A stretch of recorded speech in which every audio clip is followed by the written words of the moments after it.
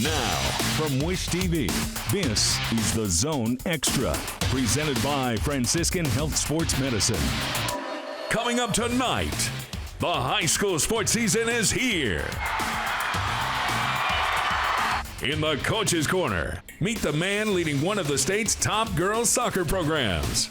Plus, after a state title last season, our Athlete of the Week is looking to do it all again at Cathedral. I've been thinking about this day since last November when we finished on top. The first thing on my mind was I'm ready to get back to work and ready for this season. We're serving up an all-new episode of The Zone Extra right now. Good evening, everyone, and welcome to the season premiere of The Zone Extra. I'm Angela Morian. What an exciting week as we kick off a brand new year of high school sports with action on the gridiron, the pitch, and so much more. In our Coach's Corner, his team is unbeaten and ranked third in the Class 1A this week. Park Tutor girls soccer coach, John Simmons is here in studio. Plus, last season as a sophomore, our Athlete of the Week quarterbacked Cathedral to a football state title and is looking to do it again this year. We'll introduce you to the Irish star Danny O'Neill, and you won't want you won't want to miss the return of Ask the Commissioner with Paul Neidig of the IHSAA. Now, let's get right to it and take a look at this week of high school sports. Last Friday was opening night of high school football season, and it was an incredible evening of action throughout Central Indiana. Last season's 6A runner-up Westfield hit the road to face New Pal. This was a great night for the host Dragons. They picked up an impressive 14-point win. How about Ron Cawley? It was a record-setting night for the Royals running back Luke Hansen. He rushed for a team record 335 yards and 5 touchdowns as Ron Cawley cruises past Southport. Defending 1A champion Lutheran gets its season off to a flying start. The Saints marched to a 32-point victory over Beech Grove. Wow. And at Center Grove, the two-time defending champ Trojans put a 28-game win streak on the line as they hosted Warren Central. The visiting Warriors led by a point at the break, but Center Grove's defense pitches a second-half shutout. On offense, senior Mitch Coyle racks up over 200 yards on the ground, and the Trojans win it by 9 to start the season. This is typical Warren versus Center Grove, great high school football game. I thought Warren played well, Center Grove played well. Our student section, our fans at Ray Skillman Stadium were unbelievable tonight. What a great lift they gave us. Happy for my team. We lost a bunch of players this year. Everyone's been hating on us. Everyone put us four in the nation, 4 in the state, and we're proving everyone wrong right now. Meanwhile, at Ben Davis, it was a top 10 showdown and rematch of a 6A regional final between the Giants and Brownsburg. A strong first half from the visiting Dogs put them up 15 at the break. The Giants respond and make it a one-score game late. Under a minute to go, Ben Davis facing 4th down. The pass, it's broken up by Eric Richardson on the goal line to seal the game. Brownsburg wins a thriller, 21-16. As the game went along, we struggled a little bit offensively, and if you'd have told me that, I would have been surprised. And then we make that last play. It was for a touchdown. Eric Richardson, came in and swatted the ball away. Otherwise, we'd have been trying to make a 40-second drive there at the end of the game. Moving to the pitch, where high school soccer is in full swing across the state with several great teams located right here in Central Indiana and plenty of tasty matchups both on the girls and the boys' sides. Tuesday night for the boys was a thrilling Hoosier Crossroads showdown as Brownsburg hosted 5th-ranked Hamilton Southeastern in a match that went back and forth all night, tied at 2 in the second half. Check out this incredible goal from Logan.ny. That gives Dogs the lead. However, the Royals aren't done. Under 8 minutes to go, Brownsburg tries to clear the ball, but it deflects off Logan Poles and gets over the keeper. That crazy goal is the final scoring of the night, 3-3 the final. Let's take a look at the Class 3A rankings this week in soccer. First on the boys' side at number 1, Fishers, followed by Zionsville, Chesterton, Noblesville, and Hamilton Southeastern. And now on the girls' side in 3A, number 1 is Hamilton Southeastern, with Noblesville, Homestead, Carmel, and Castle filling out the top 5. Volleyball season is here as well. Tuesday night, Shashina hosted Heritage Christian. The Crusaders took the first set 25-20. Now set point in the second. Natalie Bolenbacher, the serve, and Heritage Christian can't return. The Crusaders keep things rolling in the third set, taking it 25-19 to win the match and improve to 6-1 on the young season. Whew, it's time for a break, but we have much more ahead on Zone Extra. Up next, it's the Coach's Corner. He's leading one of the top 1A girls soccer programs in the state. Park Tutor coach John Simmons is here in studio. And still ahead, after leading the Irish to a state title last season, he's looking for more this year. We'll introduce you to our Athlete of the Week, Danny O'Neill of Cathedral. This is the Zone Extra, presented by Franciscan Health Sports Medicine. The Coach's Corner, presented by Bailey & Wood Mortgage Lender. Welcome back to the Zone Extra. Time now for our Coach's Corner, the first of the year. As the new soccer season begins, one of the girls' teams to keep an eye on right here in central Indiana is Park Tutor. So far this young season, the Panthers are unbeaten in 3 matches and ranked 3rd in Class 1A. Welcome to the Zone Extra, Park Tutor girls soccer coach John Simmons. Coach, thank you for joining me. Appreciate it.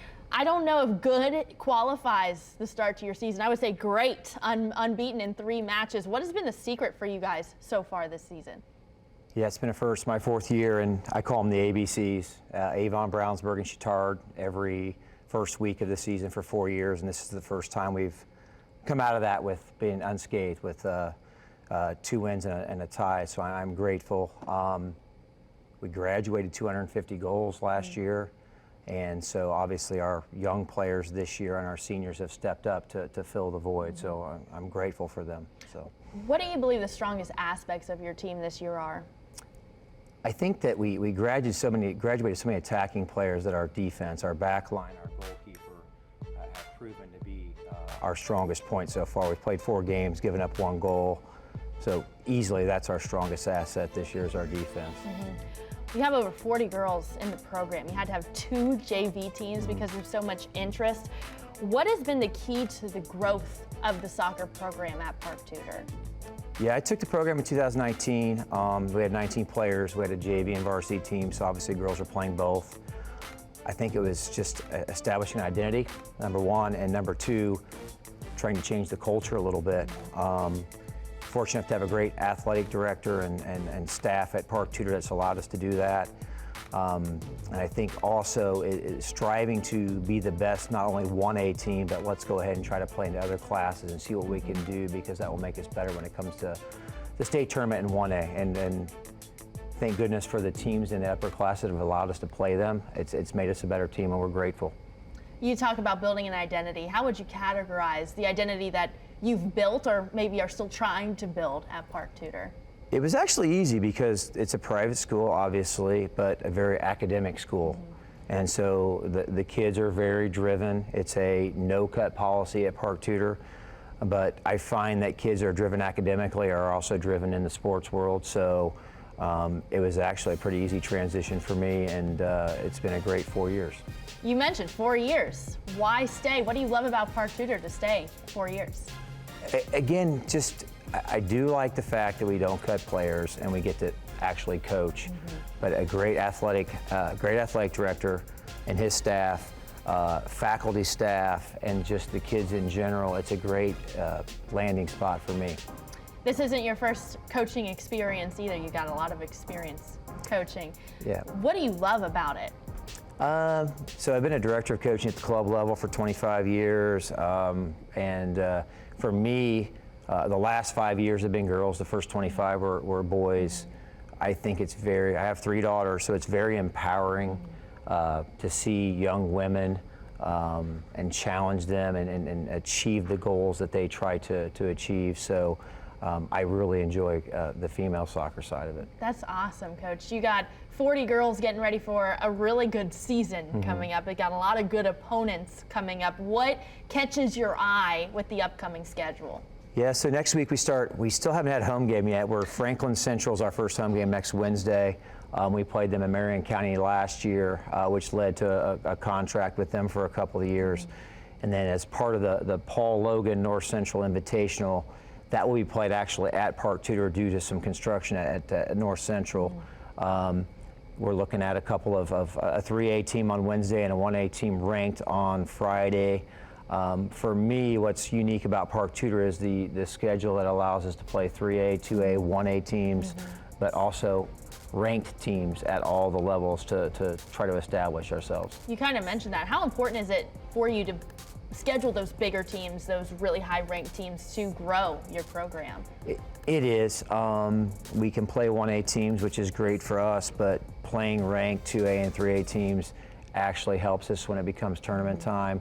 And again, just grateful that those coaches will play us and allow us the opportunity, and it actually has paid off the last couple years with having some great success. I told my seniors today, I was like, going on the show, there's 60 wins and 9 losses in 4 years, which is pretty incredible for a small school. Yeah, it's paying off right now too. You're ranked 3rd in state in 1A. What do you need to do to keep that up? Yeah, I think right now it's just don't get bored with the schedule. And the schedule gets a little bit easier coming up, but let's not get complacent and get bored with it, and you know, keep training hard like they have in July and August. And you know, they've been to 2 state finals, our seniors have, and they've won 1 state championship. But let's go ahead and continue and try to do this a 3rd time for our seniors. And I think this could be the 3rd time for them. This year could be it. All that hard work paying off, Coach. Thank you so much for joining us in Coach's Corner. We look forward to the rest of the season as well. Thank you. I appreciate it. Coming up next on the Zone Extra, it's our Athlete of the Week. He was a super sophomore last year, but what does Cathedral quarterback Danny O'Neill expect from himself in 2022? We find out next. Plus, we go on a campus for a new Zone Extra segment with former Center Grove star, running back, and Mr. Football, Carson Steele. You're not going to miss it. This is the Zone Extra, presented by Franciscan Health Sports Medicine.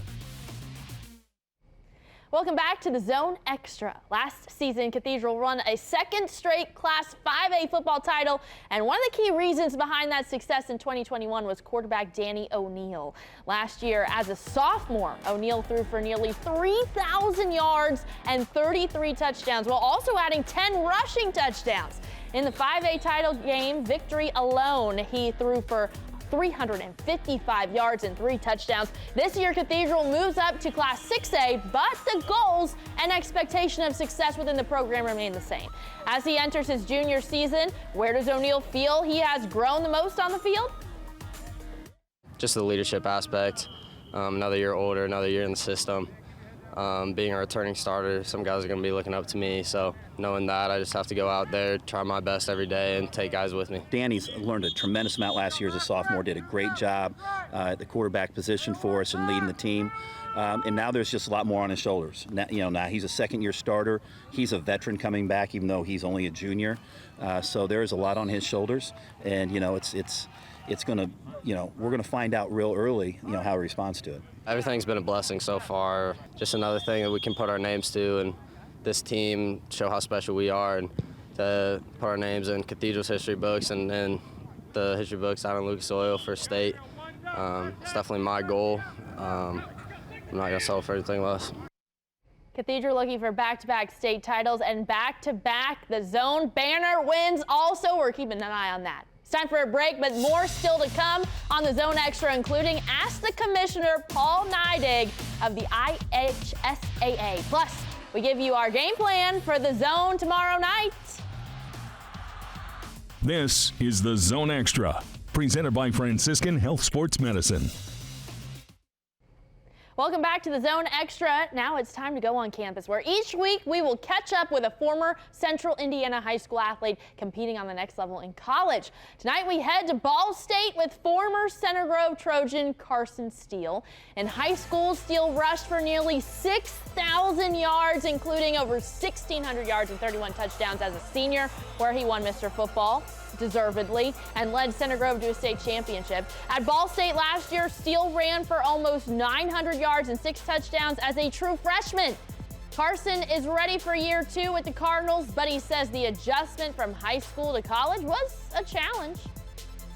It was tough at first, leaving home and everything like that. Luckily Ball State's not too far away, but definitely leaving all my family and friends and stuff, coming to, great school. But, I I kind of had to realize that once you get to college, just like Coach New says, everybody, they're the best player, coming from that high school. So, I just had to grind every day. I tried to watch the older dudes, to see what they were doing and how they were doing it. And I would try to, work on that every single day, and that led me to, have an opportunity to be able to come in and play, my freshman year.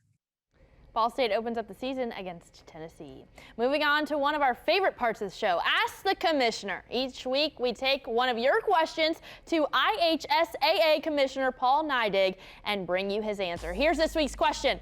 As the new high school season begins, what are you looking most forward to, Commissioner? I think I look forward to this every year, and it's the new.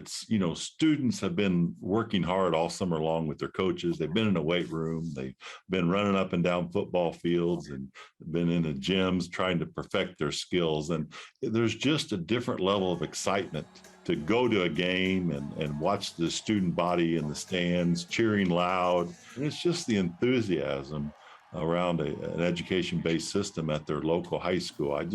I really love seeing what that looks like. And again, I had the opportunity to go to a lot of different places. And so it looks different everywhere. And you might see a school that does a celebration one way and you think that's a great idea. And you next week you go to another school and they do it differently. And you say, hey, that's even a better idea. And it's just really good to see high school students cheering their local school on.